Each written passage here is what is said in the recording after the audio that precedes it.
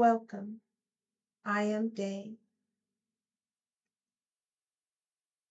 a woman in recovery from loss, grief, trauma, and addiction. I have found that in my years of active recovery, that upon waking, it is useful for me to affirm and devote myself to the me of my recovery, the one who ties all of the pieces of me together, gently and lovingly to face each day. With these daily affirmations, reflections, and devotions, walk with me on the journey of renewal and self reflection. And remember that you are not alone. Fair use. Daily Reflections. This is a book of reflections by AA members for AA members. January 16. Hitting bottom. Why all this insistence that every AA must hit bottom first? The answer is that few people will sincerely try to practice the AA program unless they have hit bottom. For practicing AA's remaining 11 steps means the adoption of attitudes and actions that almost no alcoholic who is still drinking can dream of taking. 12 Steps and 12 Traditions, page 24. Hitting bottom opened my mind and I became willing to try something different. What I tried was AA. My new life in the fellowship was a little like learning how to ride a bike for the first time. AA became my training wheels and my supporting hand. It's not that I wanted to help. I wanted the help so much at the time. I simply did not want to hurt like that again. My desire to avoid hitting bottom again was more powerful than my desire to drink. In the beginning, that was what kept me sober. But after a while, I found myself working the steps to the best of my ability. I soon realized that my attitudes and actions were changing, if ever so slightly. One day at a time, I became comfortable with myself and others, and my hurting started to heal. Thank God for the training wheels and supporting hand that I choose to call Alcoholic Anonymous.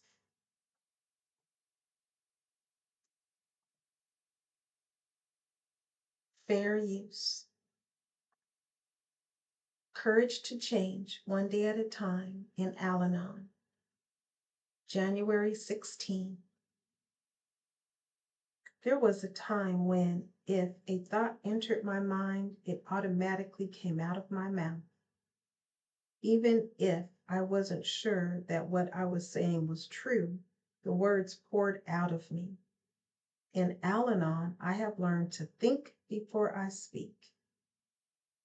When I'm tempted to respond to angry accusations with accusations of my own, I stop and think. When I have an urge to betray a confidence, to gossip, or to tell something extremely personal to a total stranger, I stop and think. And when my opinion about another person's business has not been requested, I take the time to think before I get involved. That way, I make a conscious choice about how I will respond. Perhaps I will decide to say nothing or choose a more tactful way to proceed, or question whether I really mean what I have been thinking.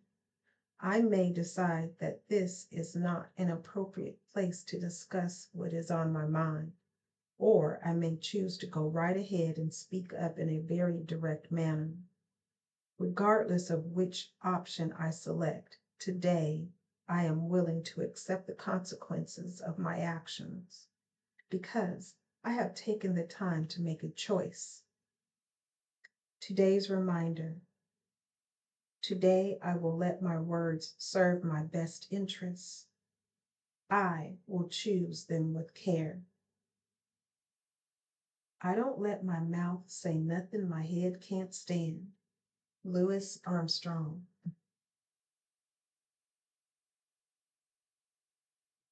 Fair use. Just for today, daily meditations for recovering addicts. January 16th, make that call. We feared that if we ever revealed ourselves as we were, we would surely be rejected. But our fellow members do understand us. Basic text, page 32. We need our fellow NA members, their experience, their friendship, their laughter, their guidance, and much, much more. Yet many of us hesitate to call our sponsor or visit our NA friends. We don't want to impose on them. We think about phoning someone, but we don't feel I'll back up. But we don't feel worthy of their time. We fear that if they ever got to know us, really know us, they'd surely reject us.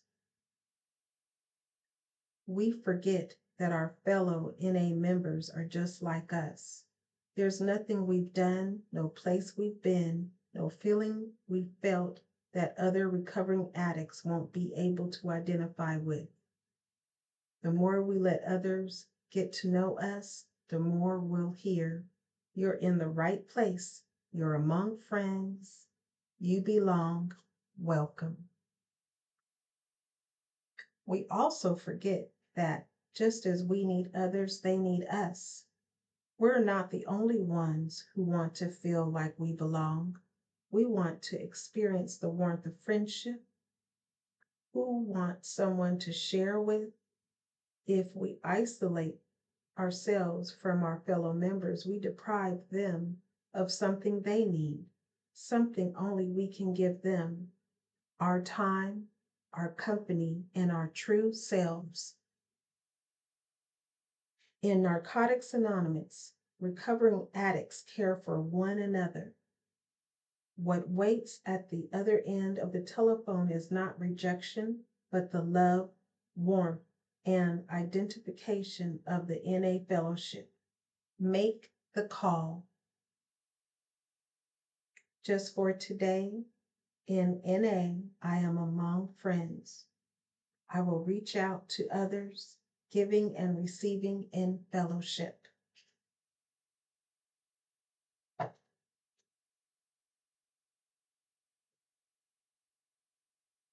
Fair use. Today, Emotions Anonymous, January 16. Reflection for today. God gave us the changing seasons to remind us that all of life will be filled with constant change. I will never be the same person that I was yesterday, and tomorrow I will change some more from what I am today. The snows of winter give way to flowers in the spring. So it will be with my life.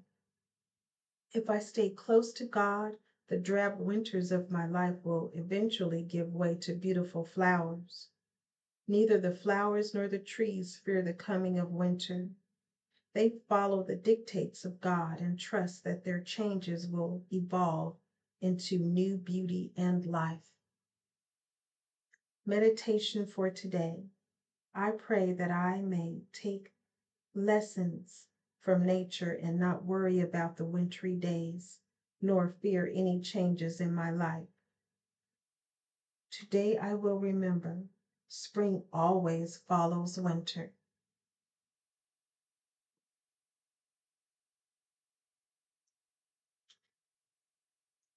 Fair use, January 16. Hitting bottom.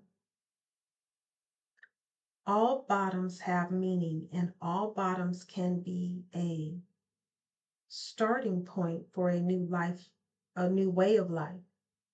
There is hope, healing is possible. BRB 124. We come to ACA because we've hit some type of a bottom. Maybe we feel hopeless because life hasn't gone as we hoped, or we've lost too much because of our dysfunctional behaviors, and we realize that we don't know how to change on our own. We tried, but it didn't work. Maybe we find our way to a meeting because deep down we know there has to be something more. Working the ACA program doesn't mean we might not hit more bottoms. Some of us are often blindsided by something we thought we dealt with. Maybe we've spent eons working on our over responsibility character defect and have made great strides. Then, in the face of overwhelming stress and grief, it feels as if we find ourselves right back where we were before we began recovery.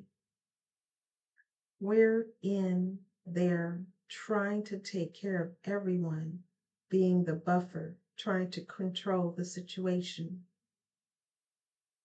The difference this time is that we're not really in the same place. We know, we now, excuse me, we now have tools, the telephone, the BRB, and the meetings. This new bottom tells us that we're a complex individual who doesn't have all the answers. On this day, when I slip so far that I think I can't see daylight, I will not abandon myself. I will look at my situation as another opportunity for growth in the program.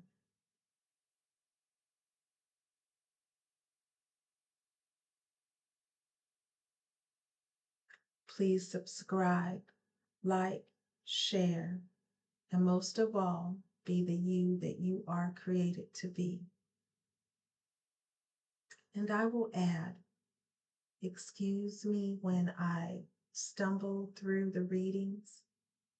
It is much like we're sort of in a meeting together. And if I were right there with you, I would be doing these same things, being human.